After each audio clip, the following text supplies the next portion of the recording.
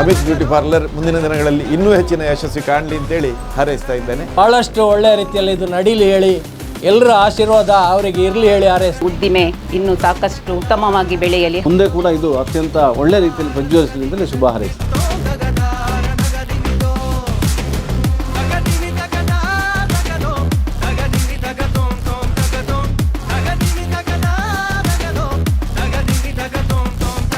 ತಾರದಗದಿನಿ ತತ್ತಿ